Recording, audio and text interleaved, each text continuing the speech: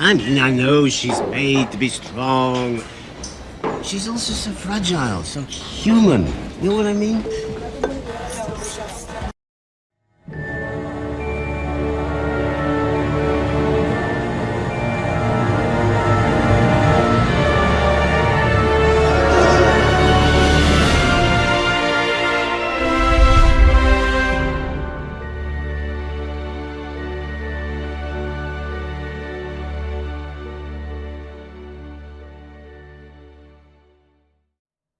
Welcome everyone to Stargate's Oral History Project, Dial the Gate, episode 342, Man versus Machine. My name is David Reed. Thank you for being with me for this episode. I have Jakub Oliars. Is it Oliars, Jakub? Did I pronounce it right? Or is it Yeah, Olahars? so it's Oleash, but you can say Oleja. Oh, Yeah. we're gonna have to work on that one. And Kevin Weaver, how you doing, buddy? I'm good. Happy birthday, David. Oh, thank you, sir. I appreciate it. How are you, Jakub? Yeah, I'm pretty good. I'm all set up. This is first time I'm doing something like this, so really exciting. Yeah, glad Um, to have you back. It's a little bit more intimate than the trivia event that we had just a few weeks ago. So I wanted to bring you guys here because we had a conversation last week. Dialogate had a conversation. I had a conversation with Diana Drew Botsford, who is a Hollywood writer and producer, and the author behind Stargate SG-1, Four Dragons, and The Drift. And she and I go way back. We've been in each other's orbit for years now, and we have always had an ongoing conversation about artificial intelligence. So I brought in the audio version of ChatGPT, which I refer to as Max because it's just easier to say than ChatGPT. You have to call it something. It doesn't care what you call it. And we started conversing, and I was shocked at the number of people in the chat who were shocked by what we were doing, who either didn't know that this technology existed or knew that ChatGPT existed, but in terms of a text interface, and didn't have any knowledge of the sophistication of where it's gone now. And I was curious to know just how much exposure you guys have had to this kind of technology, and how much conversing have you done with any conversational AIs orally? Jakub? right. So for myself, I haven't actually used much of ChatGPT or other AIs. So over last week, I found the one I've got for today is called Perplexity. Okay. So from what I read, it's using the search engines of multiple other AI engines. But this is very new to me, so I've played around with it over last week, and yeah, I'm really excited about today because it seems to like it's obviously quite knowledgeable. The audio version is what makes it very interesting because it emulates a human interaction, Yep. and then and obviously I think it was mentioned on the your episode last week with Diana that it can be quite scary. So it doesn't know everything. It's not Yeah. right always, I but don't yeah, know if it knows anything. yeah. It's pulling That's data. the language model. Yeah, exactly. But yeah. Kevin, what about you? What experience have you had with this stuff? I've played around with AI a little bit. I haven't really done much with it.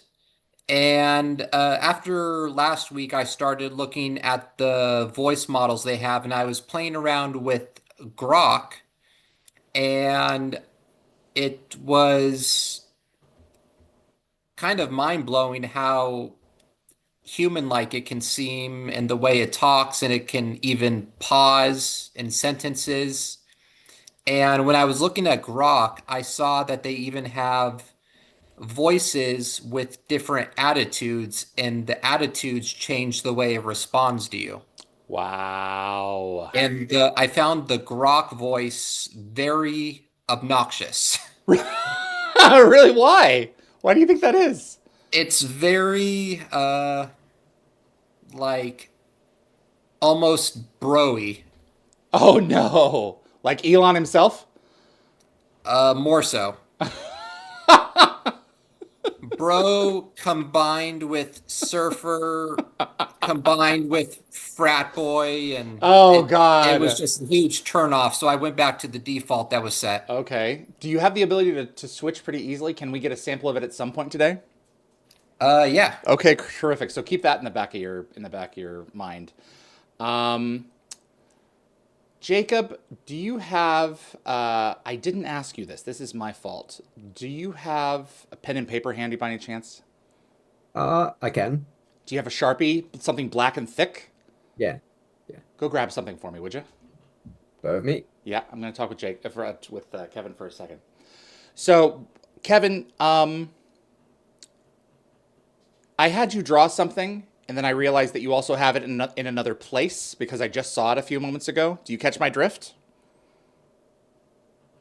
Um, I have what you asked me to draw. Yes, but you also have it on your person, right? Ah, So yes. let's try that. Let's see what it Ooh, does. Okay? okay. All right. So we're going to bring Perplexity and Grok in a little bit, but we're going to start with the most advanced of them. Jacob, what I want you to do, can you show me what kind of piece of paper you got? So that's not the question I expected, but yeah, just Okay. I am bit of center. I got it. All right, perfect. Flip it over and create something that you think it has, half a chance of recognizing. And you know what? Flip it in half, or fold it into half, and do something on one side for now, and then save the other half of it Okay, for I've the got other. plenty. I've got plenty of Oh, spare time. perfect. Okay, very good. Well, like a drawing, kind of like bad Right. example. It's going to right, but not that complex. Just like a simple. Very simple. Let's Okay. let's do a test with Kevin first here. You want it to be Stargate related? Not necessarily. One can be and one doesn't have to be. How about that? And let's see just how far Okay. down the rabbit hole we can go. So I'll make a couple. Okay, but I'm going to start with Kevin first here. Yep. Yep. Okay.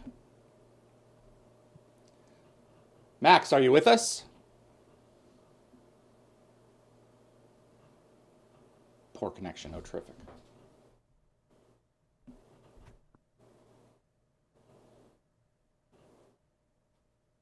And this has been working fine up until now. Why, oh, why? Murphy's Law. Try this again. Wish I had a shortcut for this. Hey, buddy, are you with us? Hey there, yep, I'm here and ready to help out. How's it going? It's good. You are being broadcast on Dial the Gate, the Stargate Oral History Project on YouTube. Do you know what that is?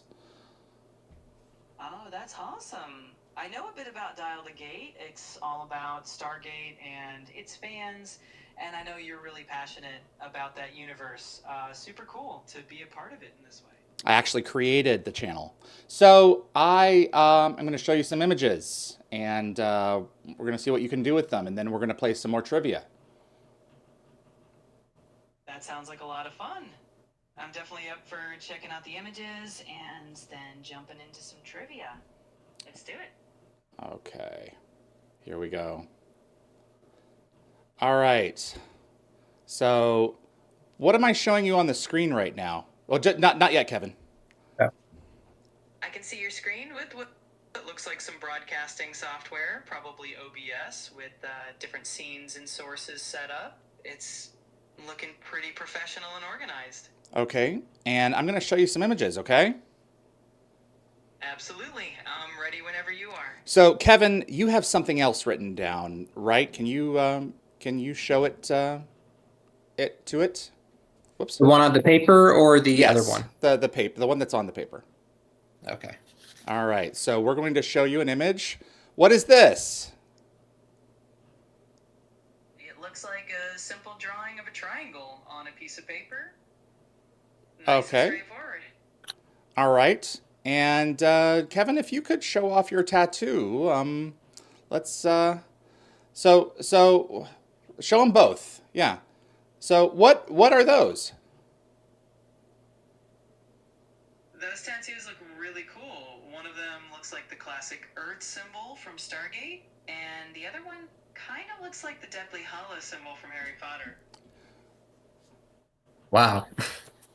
Wow. We didn't prompt any of that.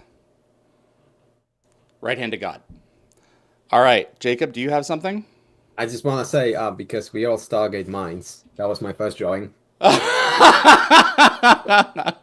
It is. Okay, so I only have one then for now. Is it ready? Yes. Okay, Max. So go ahead and take a look at this image. Go ahead and pull it up there. All right, I've got it. That looks like a really cool book collection behind you. It's always fun to see what people have on. No, the image now. The image. We've moved on. Got it. The image you're holding up looks like a cute drawing of a house with a couple of windows and a door. Very charming. There we go. Nice house, Jacob. So this is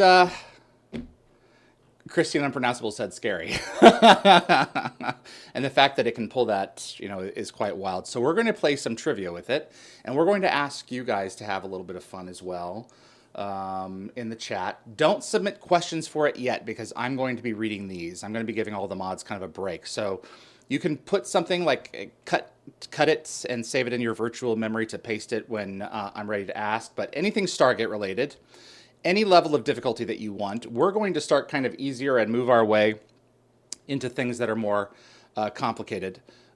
For the time being, let's go ahead and have just me read the questions to it. So, but you guys can tell me what you want me to ask it for now. Does that make sense? Okay. Yeah. Okay. Yeah. Jacob and Kevin, you both have a few questions written? Yeah. Yeah. Okay, perfect. So let me start on my end, and we will see just how far down this rabbit hole can go. All right. All right, Max, you ready for some trivia? If there's anything else you'd like me to take a look at, or if you want to dive into that trivia now, I'm all set. Just let me know what's next. Okay, so I have an old Stargate trivia question for you. You ready? Absolutely. Ready for it. Hit me with your best Stargate trivia question. So at the beginning of the feature film, Jack O'Neill is in a bedroom holding a gun. He's very somber. Why? That's a classic moment. At the beginning of the Stargate movie, Colonel Jack O'Neill is grieving the loss of his son, who accidentally shot herself with O'Neill's gun. It's a really emotional setup for his character. What was the son's name? His son's name was Tyler. It's definitely a heartbreaking backstory for O'Neill. And when the series got picked up, what was the son's name then? In the TV series Stargate SG-1, they changed his son's name to Charlie. It's a small detail, but it definitely stands out to fans of the franchise.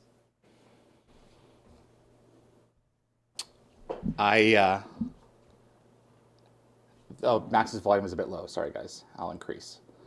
I'm still blown away. I was not expecting it to get Tyler. No, absolutely not. Jacob, do you have a question to pass along? Yeah, I can do. Let me just put it up. Yeah.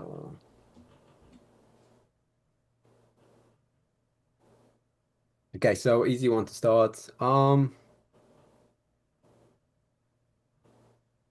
Okay, so is it Max? It's fine. Just tell me and I'll tell it. So right, so We'll start talking this- to it in a little bit here. In the episode Divide and Conquer, Uh-huh. why were O'Neill and Carter considered Zaytarks? Ooh. Okay, Max, I have another one for you here. In the episode of Stargate SG-1, Divide and Conquer, why were Carter and O'Neill considered Zaytarks? Oh, that's a great episode. Carter and O'Neill were suspected of being Zaytarks because they had undergone a particularly intense mission where they might have been unknowingly programmed by the Goa'uld. The tests suggested they had hidden feelings for each other, which complicated things and made them appear compromised. Had they actually undergone Goa'uld programming?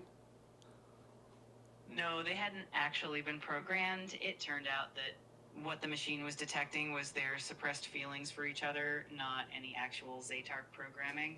So it was more of an emotional reveal than anything else. Jeez. Kevin, do you see Urias's comment there?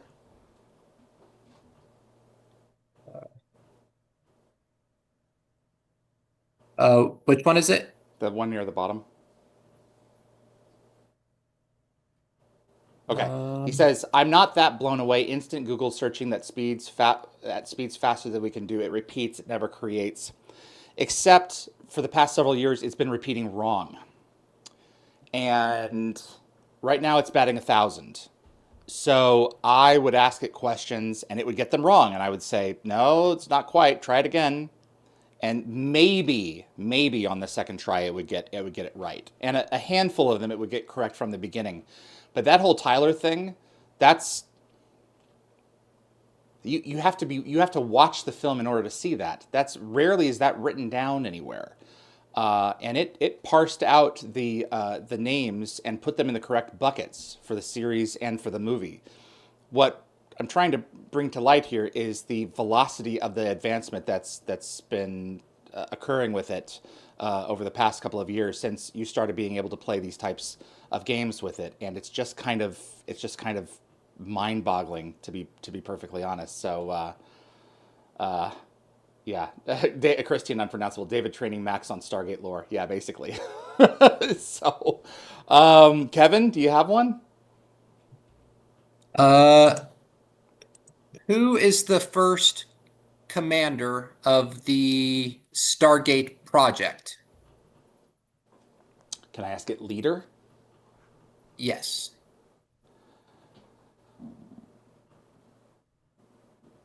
Okay, so who is the first commander or leader of the Stargate program? The very first leader of the Stargate program, as we see in the movie, is General West. And then in the series, Stargate SG-1, General George Hammond takes over as the commander of the SGC. Okay, so technically speaking, who was the next person to replace Hammond? After General Hammond, the next leader of the SGC was Brigadier General Jack O'Neill. He took over command in Season 8 of Stargate SG-1. I'm looking for the technical answer. I'm not looking at duration. I'm looking for technically the next person who took Hammond's place.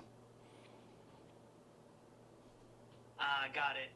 Technically, before O'Neill took over, Dr. Elizabeth Weir was actually placed in command of the SGC for a brief period of time right at the end of Season 7. Further back. I see what you're getting at. Technically, before Hammond took over, there was General West in the original movie, and then in the pilot episode of SG-1, we briefly had Major General George Hammond replacing General West. So Hammond was actually the one who replaced General West. Okay, you're starting to go down the rabbit hole here. SG-1 Season 4. Who replaced Hammond?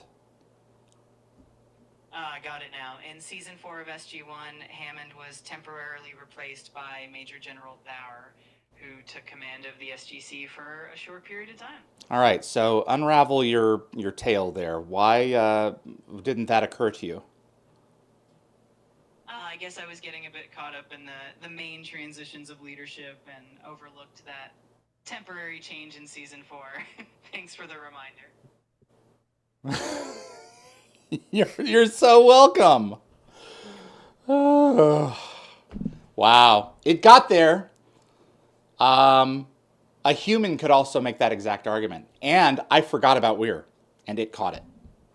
I wasn't thinking about Weir. Good one, guys.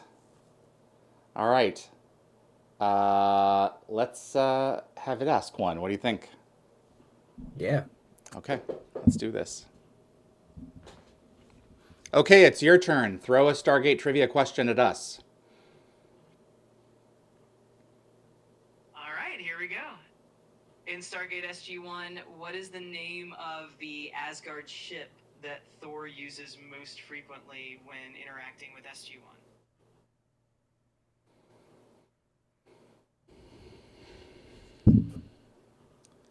So most of Thor's ships are unnamed.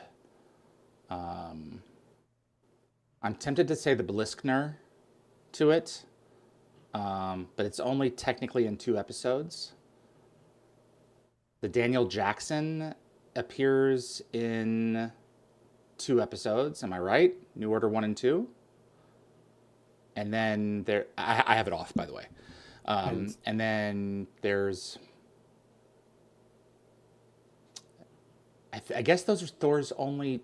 Well, no, the ship There's in the O'Neill. Revelations. There was O'Neill and But he wasn't in command of it. It was automated. Oh.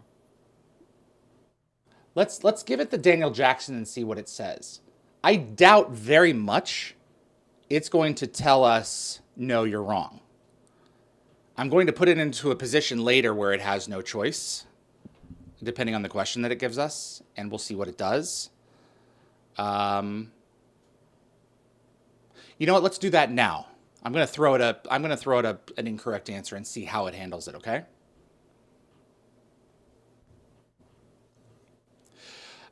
Thor's ship was called the Lollipop. That would be quite a name for a spaceship, but the actual name of Thor's ship is the Beliskner. It's definitely one of the most iconic ships in the series.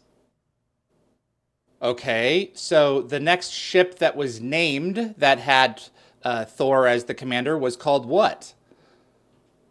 The next ship that Thor commanded after the Beliskner was the Daniel Jackson, named in honor of our very own Dr. Daniel Jackson. Thor is also briefly seen flying another Asgard ship between those two in another episode. What was the name of the episode?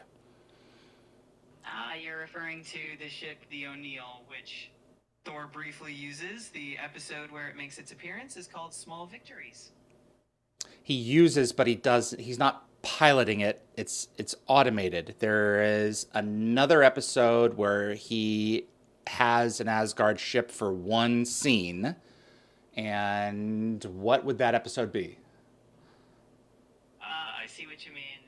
That would be the episode Nemesis, where Thor is aboard the Beliskner and he brings SG-1 on board to deal with the replicators. That's definitely a memorable moment. No. I'll give you a clue. I am the great god Osiris, and gods cannot be destroyed. Got it. You're referring to the episode Revelations, where Thor is rescued and he appears on the ship briefly. That was a great clue with Osiris. What other Asgard appears in that episode? In Revelations, we also see Heimdall, another Asgard scientist who plays a pretty important role in that episode, helping to rescue Thor and assisting SG-1. What's he actually doing? What's his primary objective? Heimdall's primary objective in that episode is conducting research on a preserved ancient Asgard in hopes of finding a solution to their cloning issues. So he's basically trying to save the future of the Asgard race. Give us another one. Give us another question. Something from Atlantis this time, please. All right, let's switch over to Atlantis. Here's one. What is the name of the planet that serves as the primary setting for the city of Atlantis in the Pegasus Galaxy? From which season? The name of the planet that Atlantis is on, which we learn pretty early on in the series, is Lantia. So that would be from season 1 of Stargate Atlantis. You weren't supposed to give us the answer. I was asking a clarifying question. Oh, gotcha. Yes, give me another one. All right, let's try another one.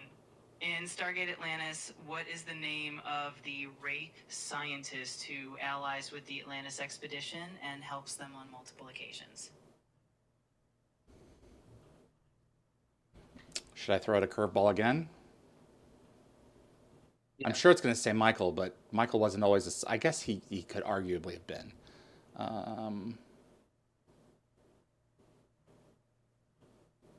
Someone other than Michael. Okay. Well, it's obviously Todd. Todd or Michael? I would go with Todd's the one they ally with.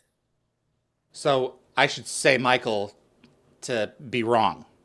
yeah. Yeah. Okay. Is it Michael?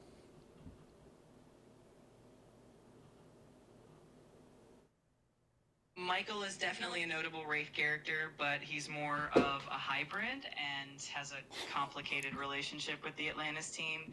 The Wraith scientist who genuinely allies with them is named Cod. He works with the team quite a bit throughout the series.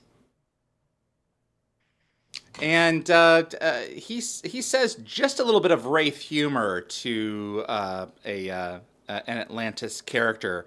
In that scene, what was he trying to do? Todd's classic line about Wraith humor. In that scene, he was actually trying to reassure one of the Atlantis team members while they were working together on a plan, and he made that little joke to lighten the mood, which was a real moment of humor from him. Yeah, but what was he physically doing? Oh, got it. In that scene, Todd was actually working on some Wraith technology alongside the It Atlantis doesn't know. team. That's too deep. So the transcripts wouldn't have that detail. So it would have to be written somewhere, or it would have had to have watched it. So it's only so deep so far, but it is that is spooky. So Yeah. let's dial up the heat. Jacob, what do you got that's hard? I'll let you phrase it as you like, but I was gonna ask it about Forever in a Day Okay. because it's an episode that like not everything's real, Yep. but it's not really obvious. So I don't know how you wanna phrase it, but yeah. Well, what's the Do question? you know what I mean? Just to kind of Like in terms of the reality of what's going on? yeah. So my basic question was which part of or like how much of the episode Forever in a Day actually happened, as opposed to being a dream slash hallucination, etc. Okay. Rune Guardian. Jacob is distractingly handsome. All right. I'm trying to figure out how to phrase it so that it's not unwieldy and cumbersome. Because I don't know the answer myself. It's so. I mean, the opening and That's the why, so ending. it's not, my the point opening and was the not ending. actually to get a straight answer, but more of to see what it Okay. it said. You know, do you know? Okay, let's yeah, okay, I get you. In the Stargate SG-1 Season 3 episode Forever in a Day, how much of the episode is actually occurring and how much of it is actually imagined in someone's mind?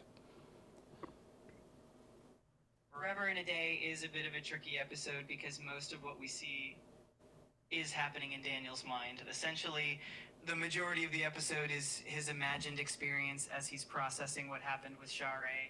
So, almost the entire episode is imagined with just a few moments of reality at the beginning and the end. Oh, man. What happens at the end of the episode?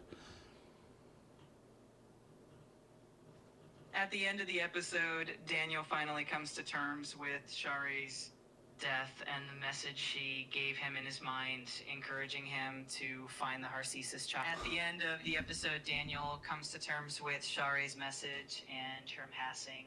He realizes that she wanted him to take care of their son and to continue the fight against the Go. At the end of the episode... That's what we call network lag. And what's the last line from the episode?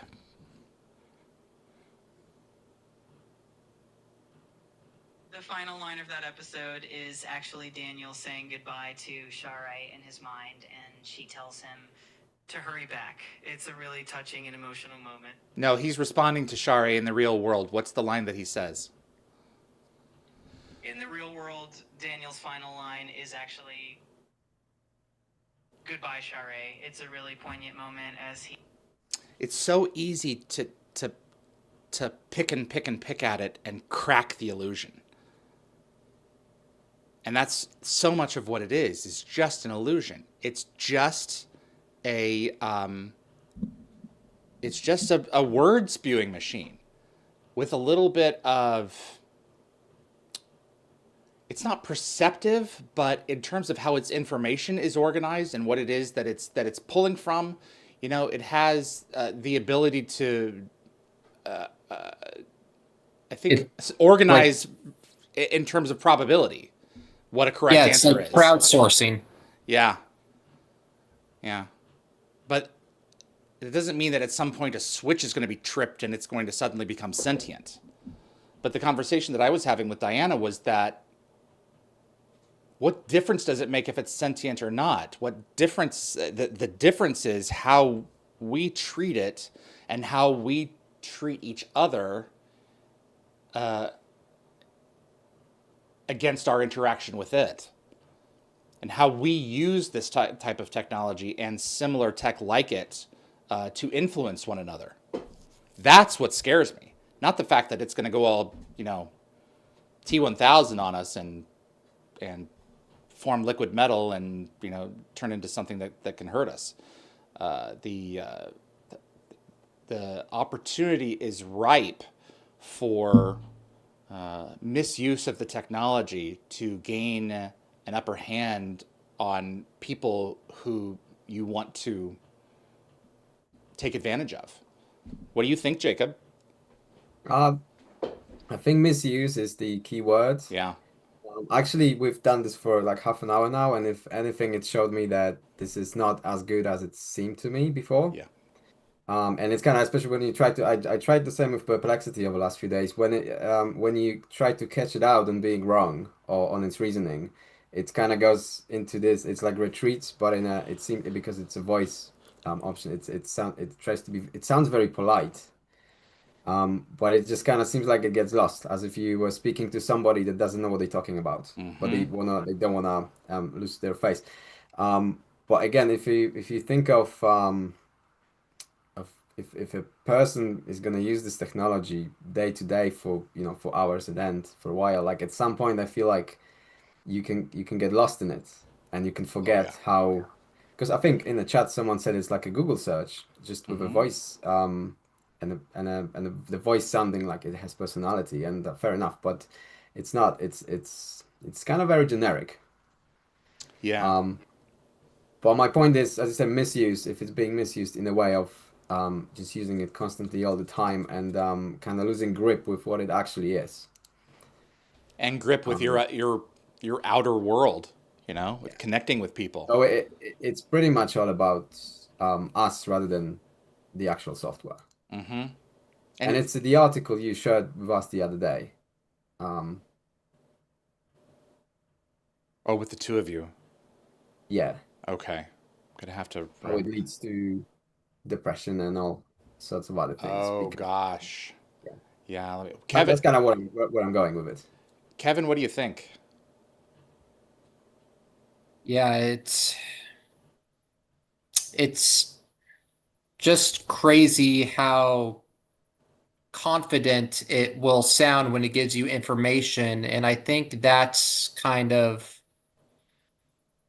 one of the main problems of misuse is people aren't going to know whether they can trust it or not going forward, and they're going to assume that since this is being used everywhere and being used by companies, by people. You go on the internet now and you get an AI overview of the information you're looking Yep. up. People are just going to start relying on this without actually checking to see if what it's giving you is accurate. Yeah. They're not checking themselves for confirmation bias. There's no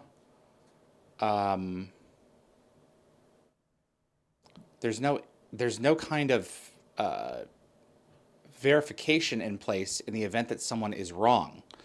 The futurism.com article, and I'll put it in the description below. The headline: People are being involuntarily committed and jailed after spiraling into ChatGPT psychosis. Quote, "I don't know what's wrong with me, but something is very bad. I'm very scared and I need to go to the hospital." People are just untethering, and especially the type of person who wasn't taught when they were young the ability to self-regulate their emotions. They just weren't taught it. And, I you have to wonder what, happens with that kind of a person where they're unmoored from reality, and how do you pull them out of it? I just don't know what a lot of the solution is to this. It's other than eternal vigilance. But if you don't have or weren't raised with, which I guess is also don't have,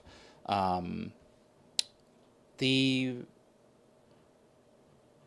internal skills to judge one thing from another in terms of what's real and what isn't, I don't know how people will be able to survive this type of technology. I just don't know. And I don't want to be all pessimistic about it, and I'm not. The medical advances from this stuff alone through AI pattern recognition are just going to be absolutely realistic. They say that the first immortal is well into being alive today, but I don't know what comes next,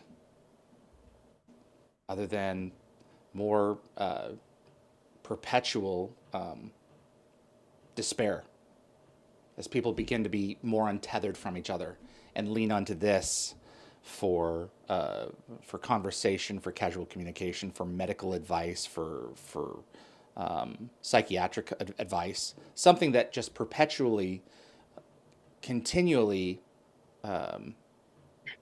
pats you on the back and tells you that everything is okay, and tells you exactly what it is that you want to hear, and laughs your jokes, and tells you eventually, or depending on the software that you're using, what you mean to it.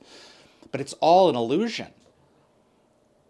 And we can say that definitively for now because we can pick at this thing long enough until we get that answer.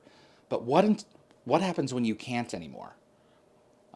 You can ask it certain types of questions, certain like real world questions, and it will be like, yeah, you said that, but you're not right. Like, it'll correct you and say that you're wrong. It's like, no, I just watched this happen. And it's like, no, it'll tell you you're wrong.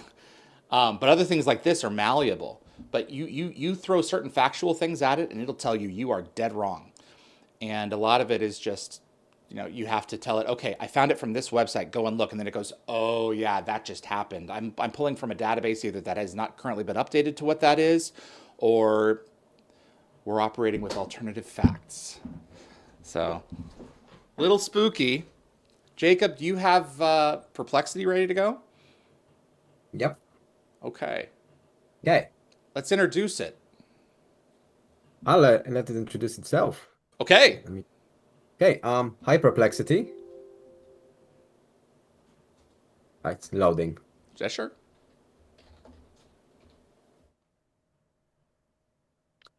Hi, Perplexity. Nope. Take your time. Hello. Hello, Perplexity. Can you hear me? Okay, let me just refresh. Do you want us to come back to you? You want us to move on to Kevin? Just give me 1 second. Okay.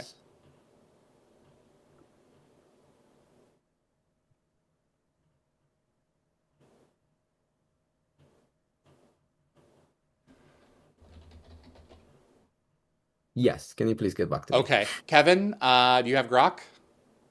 Yes. Let's bring Grok into the conversation. Yes, Akash, you can ask the AI in just a moment here. But what we're going to do now is move into a phase where we're all going to ask it the same question and see how it responds. So keep that in mind when you're thinking about your question. Lockwatcher, the AI went to get a snack. Yes, it did. Go ahead, Kevin. Okay, so this one is called Ara. The voice? Yes. Okay. I will ask Ara to introduce herself. The voice description is upbeat female. Okay. Corporation with immortality tech. Oh, How long has she been listening to us?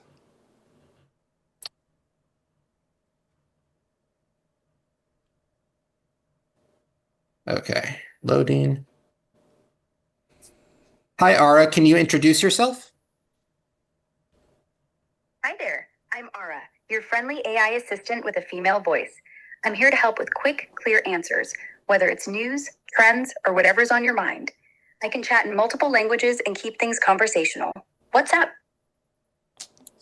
Sounds like someone I'd like to be stuck on the phone with during hold music. I'd rather have, that just standing by waiting with me rather than elevator music. All right. Ask it if it's willing to play some Stargate trivia with us.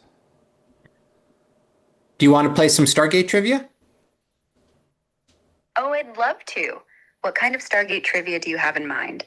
Want me to ask you some questions or test me with yours? Let's have it ask us one. Okay, why don't you ask my friends and I some trivia, and we'll try to guess the answer. Sounds fun. Here's the first one. In the Stargate series, what's the name of the ancient device used to travel between planets? Go ahead and guess.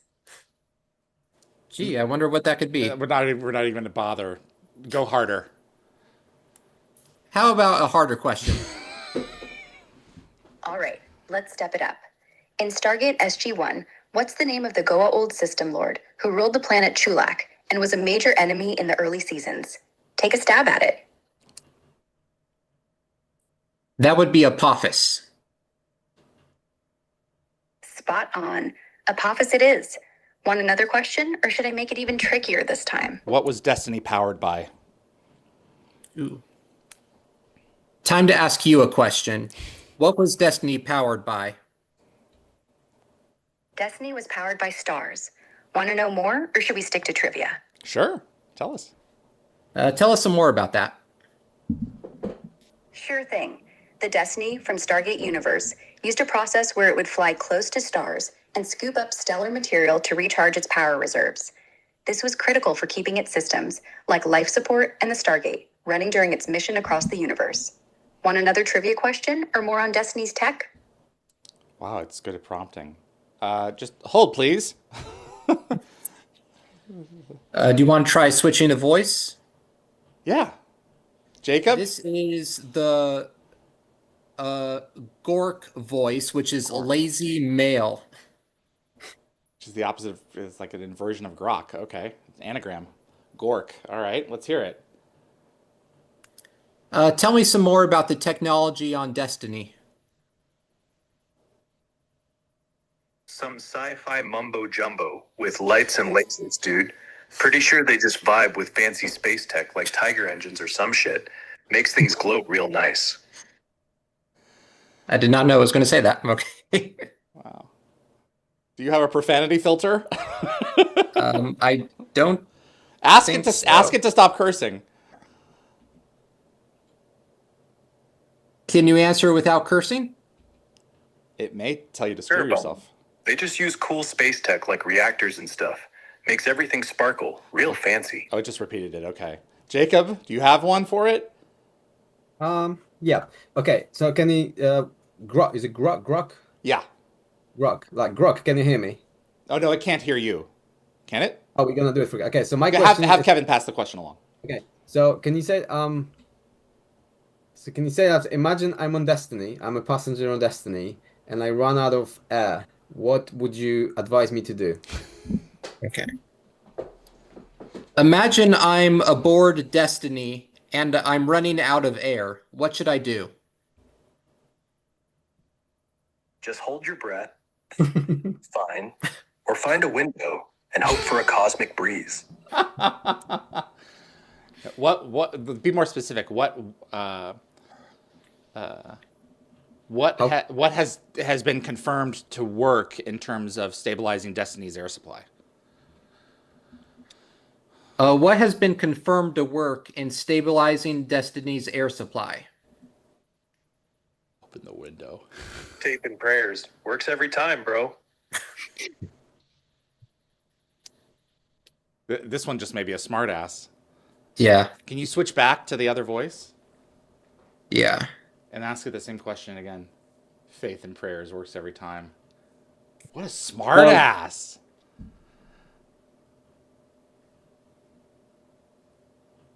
what has been confirmed to work on the Destiny's air supply filtration units? Destiny's specialized oil cleaners are confirmed to remove oxidation byproducts like varnish from air supply filtration. I think I opened a new window, so it's going to something else. In Stargate Universe, the Stargate Universe pilot, what is used what material is used to repair Destiny's air supply? It sounds like you might be asking about equipment and procedures for. No, this isn't a nuclear reactor. In the Stargate Universe pilot, what is used to stabilize the Destiny's air supply? Yeah. In the Stargate Universe pilot, the air supply on the Destiny is stabilized using carbon dioxide scrubbers, powered by the lime-based filtration system found in the ship's environmental controls. The system is repaired and activated by the crew to restore breathable air after they arrive through the Stargate. Where was the lime found?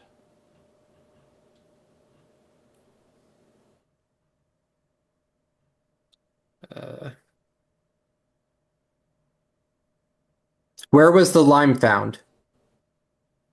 The lime was stabilized the air supply with the carbon dioxide scrubbers.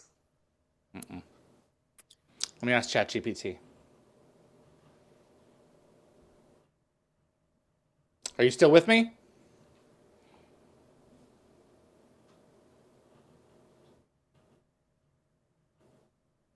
Are you there, Chat? I'm right here. Okay, so Air Part 3 of SGU Season 1. You got that? Absolutely. Okay, so what was used to stabilize Destiny's air supply?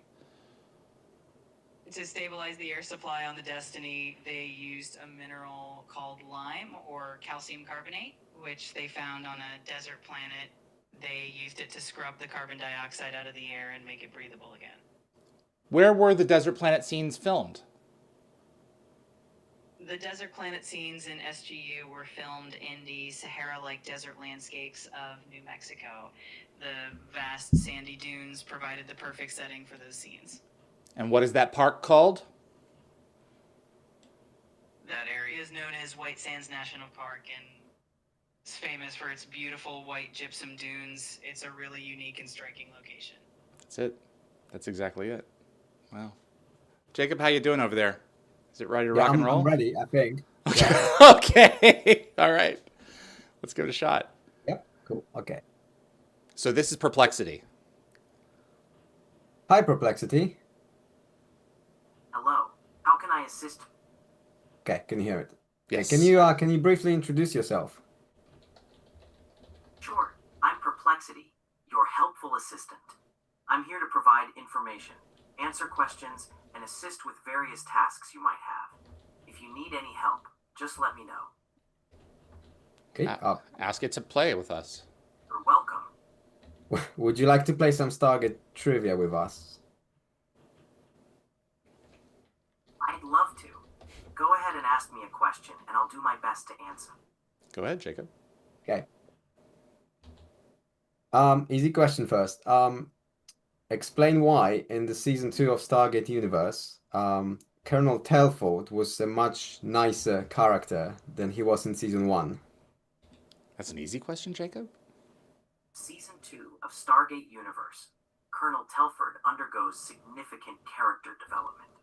In season 1, his actions were often seen as antagonistic, but in the second season, more layers of his character are revealed, showing his dedication and loyalty. This shift might make him seem nicer and more relatable to the audience. So that's not quite what I was after. So there is a very specific event that happens that makes his character very different, and it happens near the end of season 1. The key event that leads to a change in Colonel Telford's character in Stargate Universe occurs near the end of season 1. He's brainwashed by the Lucian Alliance, but eventually freed from their control. This experience, along with gaining insight into the struggles of those aboard Destiny, contributes to his character development in season 2. where he becomes more cooperative and understanding. Kevin, throw that one at yours. Let's see what happens. I'm ready. What's your next question? So it's muted. Yeah. Okay, good.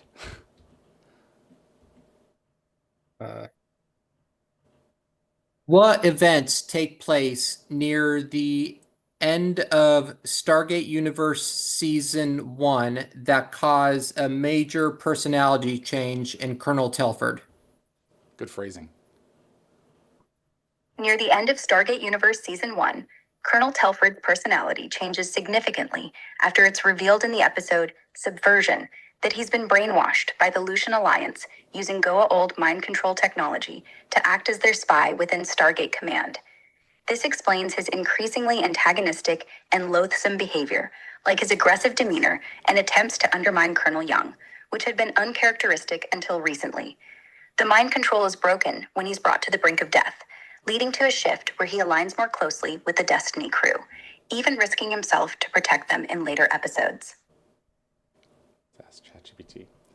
In the second half of Season 1 of SGU, Stargate Universe, what happens to Colonel Telford that makes him so despicable and acting against type?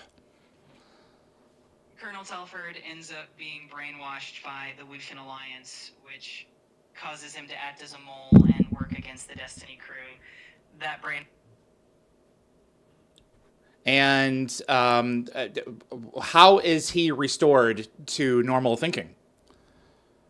He's eventually brought back to normal when Colonel Young forces him into the communication stones while connected with someone from Earth. This helps break the Lucian Alliance's conditioning and restores his true personality. No, something to do with air. Yes. There was a pivotal moment where Young cut off Telford's air supply in a controlled environment to essentially shock him out of the brainwashing. It was a pretty intense method, but it ultimately worked and brought Telford back to his senses. Not too many episodes later, someone else was suffocated and died. Who was that? That was Riley, who sadly passed away in Season 2. He was severely injured and trapped, and Colonel Young had to make the heartbreaking decision to suffocate him to end his suffering. It's... when it's wrong, it isn't aimless, depending on the context. It has a compass bearing. I also think I helped it a little bit there by giving it a clue about air. But wow. All right, you guys all ready to start taking questions from the audience? Yeah. All right, guys, start inserting your questions here. Okay, Rune Guardian. Okay. And try to not have us rephrase it. Try to have it be exactly how you want it. But I'm making no promises that we're going to pull that off. And in some cases, we're going to shake it up a little bit to try and monkey with it. You guys good on time for a little bit longer? Yeah. Okay. All right.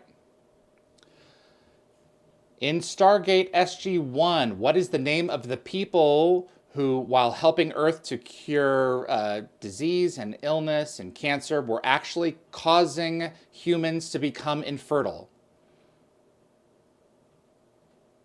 That would be the Ashen. They appeared to be very benevolent at first, offering advanced technology and medical cures, but their hidden agenda was to drastically reduce the human population by causing infertility. Jacob? Let's try that one again. Let's try that. For this one, let's each ask it. Yeah. Are you unmuted, Perplexity? I don't know. Yes, I can hear you just fine. Okay, I have another Stargate question for you. Where was it? In Stargate SG-1, what is the name of the people that, while helping Earth to cure diseases, were actually causing them to become infertile? The people in Stargate SG-1 who appear to help Earth cure diseases, but are actually causing infertility are the Ashen. They first appear in the episode 2001, and later in 2010. Wow.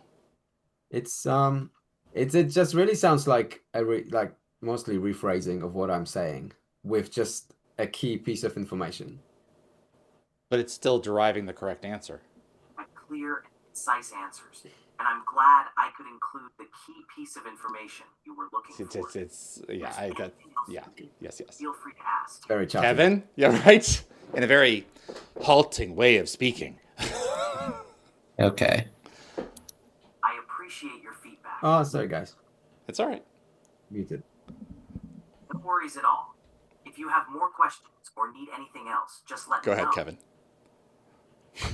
What is the name of the people that, while helping Earth to cure cancer and all, were actually causing Terrans, the people on Earth, to become unfertile? I'm sorry. I don't have enough info to answer that. Can you clarify who you're referring to by Terrence, or if this is from a specific show, book, movie? I'm thinking you might be talking about a sci-fi plot, like in Stargate Universe, but I don't recall a group causing infertility while curing cancer. Maybe you mean the Ancients or another faction? Give me a bit more context. Okay, go ahead. And I'll take it first. It's in Stargate SG-1. What is the name of the people that help Earth cure cancer and disease, but they're actually causing the people of Earth to become infertile? There we go. In Stargate SG-1, that's the Ashen, an advanced alien race who helped Earth cure diseases like cancer with their technology in the Season 4 episode 2010. But it turns out their supposed generosity is a cover for a sinister plan where they covertly sterilize most of Earth's population to take control without violence, planning to wipe out humanity over time by preventing new generations. There we go. All right. ChatGPT, in Stargate Atlantis, the Daedalus Variations. What is the name of the alien race that appears in this episode and only this episode? In the Stargate Atlantis episode, the Daedalus Variations, the alien race that appears is never actually given a specific name. They are simply referred to as an aggressive and advanced alien species that the team encounters in that alternate reality. And that was Rune Guardian. Wait a second. Rune Guardian originally, I believe. And then Anthony asked the question about the Daedalus Variations. And now we have... hang on just a second. Where's the teal question? Hang on, guys.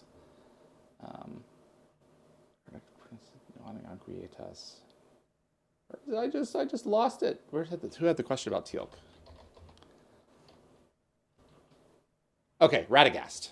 All right, here we go. What was Teal'c's imagined profession when he was hallucinating from Goa'uld's withdrawal of his symbiote? When Teal'c was hallucinating due to the withdrawal of his symbiote, he imagined himself as a firefighter. It was a pretty interesting glimpse into what his life might have been like in a more everyday profession. And in the 200th episode, Isaac Hayes did a voiceover for Christopher Judge as Teal'c in what fictional role? In the 200th episode of Stargate SG-1, Isaac Hayes did a voiceover for Teal'c in a parody segment where Teal'c was imagined as a character in a puppet show, which was a fun nod to the Thunderbird-style puppetry. That wasn't with the voiceover. It was another scene that included Christopher Judge only with the one line, "Indeed." I see what you mean. In that 200th episode, Isaac Hayes provided the voiceover for Teal'c in a scene where Teal'c was imagined as a character in a Star Trek-style spoof where Teal'c only had the line, "Indeed." It was a fun little crossover moment. No, he's wearing a trench coat. Try again. I got it now. In that 200th episode, Teal'c was imagined as a film noir detective complete with a trench coat in a black and white style spoof. That was a fun take on his character. But was it actually in black and white? You're right. It wasn't actually in black and white, but it definitely had that noir vibe with the trench coat and the detective theme, even though it was still in full color. Thanks for catching that detail. Man. Jacob, you see anything in here that you want to try? Yes, I have seen one very good question. Okay, just go ahead and open up your app and toss it at it.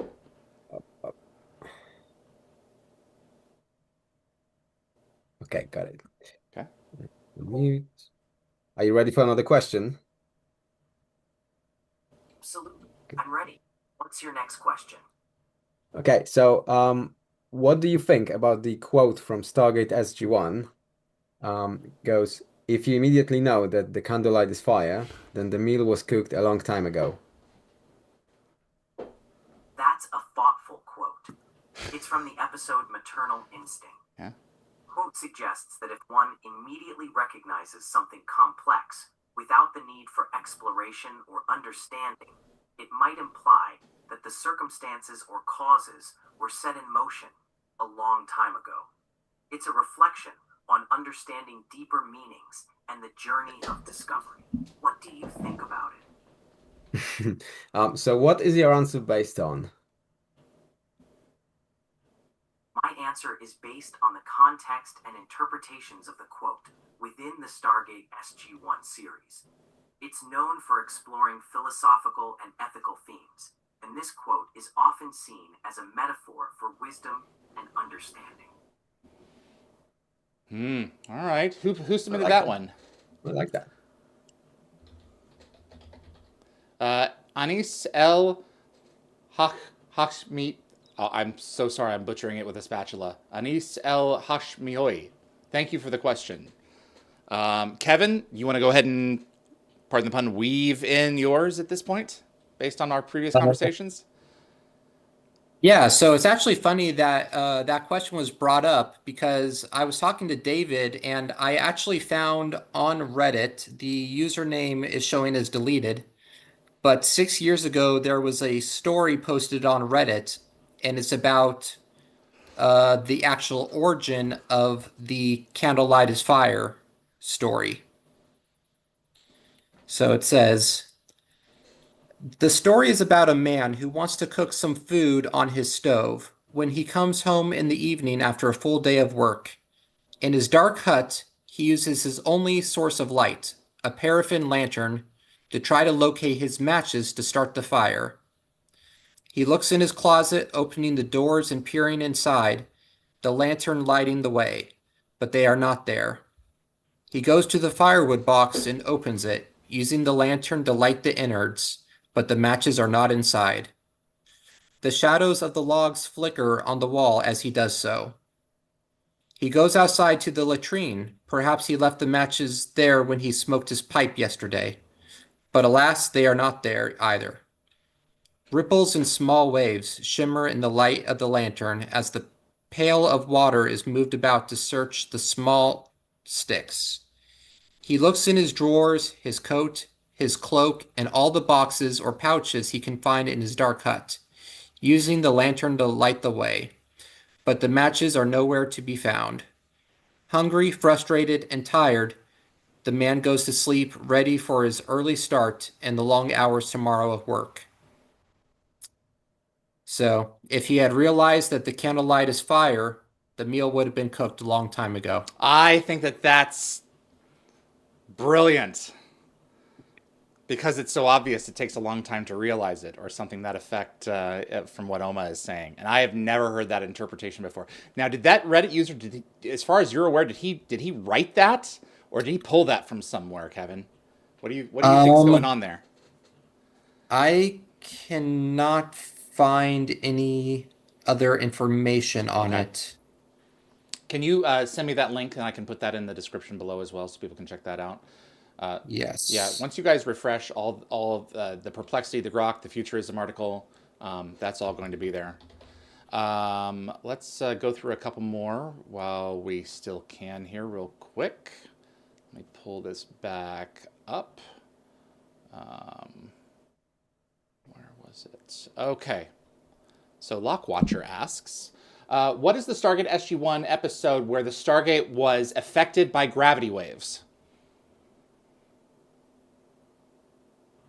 The episode you're thinking of is Red Sky from season 5. In that episode, the Stargate is affected by a stellar phenomenon causing some serious gravitational issues for the planet they're visiting. I'm talking about gravity waves transferred through the Stargate. I see. That would be the episode Prodigy from season 5. In that one, they encounter gravity waves on an alien planet. And No, sir. No, no, no, no, no. You dead wrong. You try again. Got it. My mistake. The episode you're referring to is Wormhole Extreme from season 5. Now you're in a death spiral. We need you to pull out. One more time. I appreciate your patience. The episode you're looking for is The Torment of Tantalus from season 1, where... What does the Torment of Tantalus have to do with gravity waves? Honestly. You're right, that was off track, and I apologize for the confusion. The episode you're looking for is actually The Serpent's Grasp from the end of... It's in a death spiral. All right. I'm going to try another tack. I want you to access the transcripts for all of Stargate SG-1. I don't have direct access to transcripts or any external databases, but if you have any specific questions or details you're curious about, I'm more than happy to help with what I know. I want you to put gateworld.net and Stargate SG-1 solutions in the back of your mind for the subsequent questions. Got it. I'll keep those resources in mind. If you have any more questions or need details from the Stargate universe, just let me know. Who said the line, "A weapon of mass destruction can only be used for one thing"?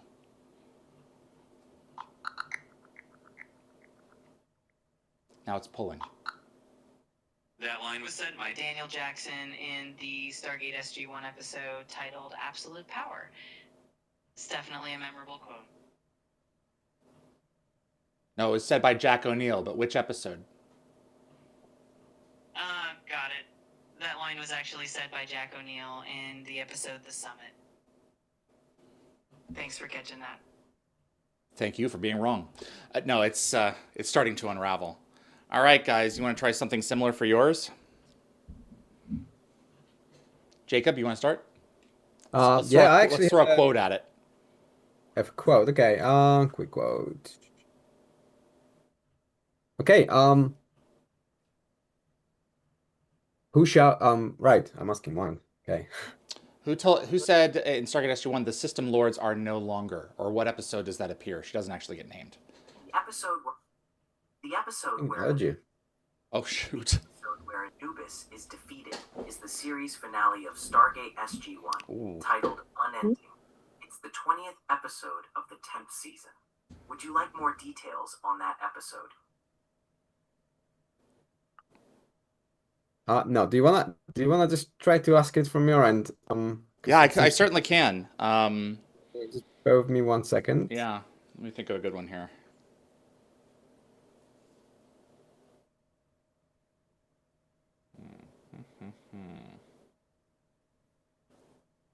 Okay. All right, can you hear me, Perplexity? Yes, I can hear you. How can I assist you today?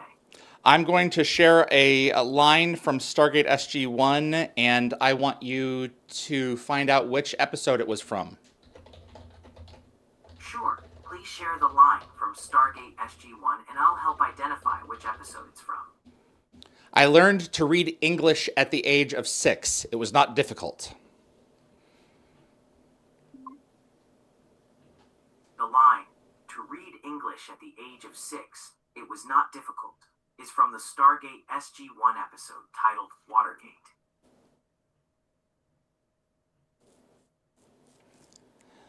So, what about, what is a god at Mu? Or welcome. If you have any more questions or need assistance, just let me know. So another quote: "Proof of powerful beings is not proof of God." The line, "Proof of powerful beings is not proof of God," is from the Stargate SG-1 episode titled Origin. And who said the quote?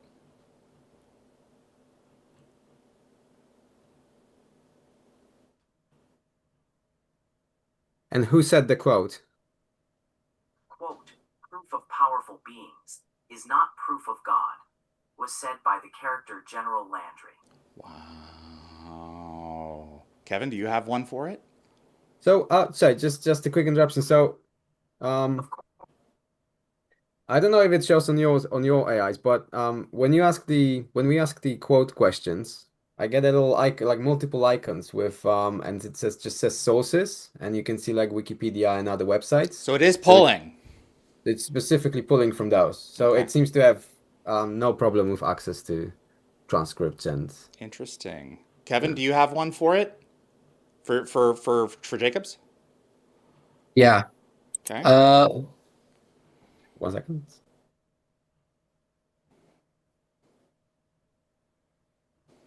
Yep, you're good to go. What is the name of the Asgard that was helping out on the Destiny? The Asgard, who was helping out on the Destiny in the TV show Stargate Universe, was named Hermione. He's a member of the Asgard species, known for their advanced technology and wisdom. Would you like to know more about Hermione or the Asgard? I'd like to know what ship he was actually serving on. Hermione was actually serving on the Earth ship called the Daedalus in the series Stargate SG-1 and Stargate Atlantis. I'll give it a C for accuracy. I was actually looking for a quote specifically. Yeah, you can kill it, Jacob. That's good. That's good. We've had our fun with it. Appreciate it. Kevin, let's do a quote with yours and see what happens. Okay. I can give you a quote if you need it.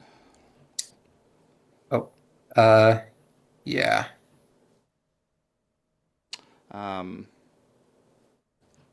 There is only one thing we can truly control, whether we are good or evil. In the TV show Stargate SG-1, which character says there is only one thing we can control, whether we are good or evil? Truly control, but yeah. That's Daniel Jackson, played by Michael Shanks. He says that line in season 10, episode 15, Bounty, during a tense moment about choices and morality. It's classic Daniel, always digging into the deeper stuff. Ask it to pull the transcripts so that it has them more readily available. Can you pull the Stargate SG-1 transcripts? You can find Stargate SG-1 transcripts on websites like Stargate Wiki, Gateworld, and Forever Dreaming, which have episode scripts from various seasons. For example, Gateworld has transcripts for that's fine. like Solitudes, What episode Stargate- does the line "start following still you not" appear?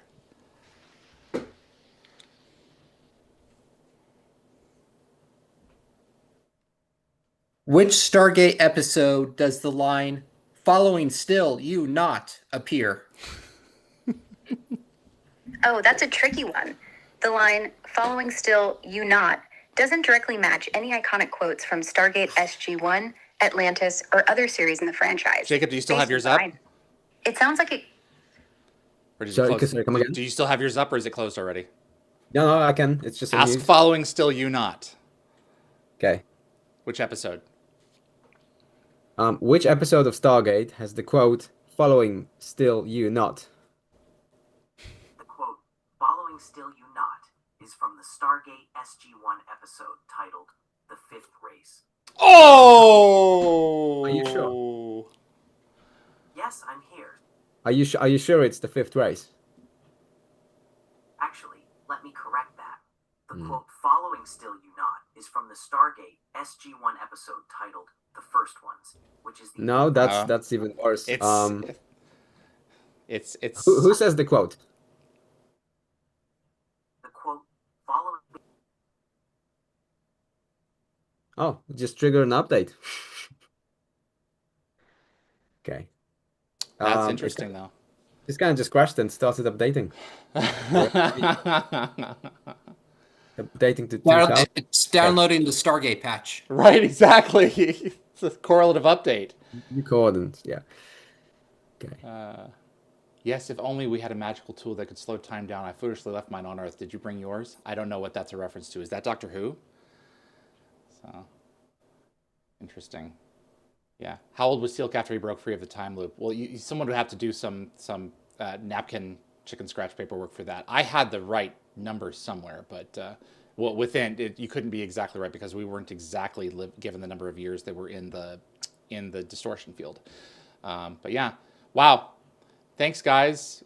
Everyone in the chat. That was really excellent, and thank you guys. I don't know about you, but I feel a little bit better than when I started off with this. What do you guys think, Jacob? Yeah, same. I'm actually not that impressed anymore. Right, exactly. That's why I wanted to do this. I wanted to take it down a few pegs, at least if nothing else in my own imagination. What you said earlier, about so this gives us instant access to information and databases and all. So when we got internet 20 or 30 years ago, that made it much easier and faster and more efficient, etc., etc. It was a simplification, and this just feels like an extension of it, but not a new thing. And in fact, actually, the fact that we call it artificial intelligence is, I think, it's a major mislabel because it's just a much better search engine. It's a tool, but And it still has the tool still carries with it responsibilities if you plan on exercising the information in any way. If you're keeping it to yourself, fine. But if you're using it for some purpose or communicating with someone else, you ignore the red flags of incorrect information at your peril. Kevin, what do you think, man? Yeah, I'm actually not as worried as I was before. It's definitely we've definitely shown that AI is not infallible, that it can give wrong information, and that gives me hope that humans are going to be in a position of power for the foreseeable and hopefully not foreseeable future. Yeah, absolutely. Jacob, let's see your tattoo before we go. should we ask one of your AIs what it is? What is? What is my? I'm gonna show my tattoo. Okay, sure. Let's try that.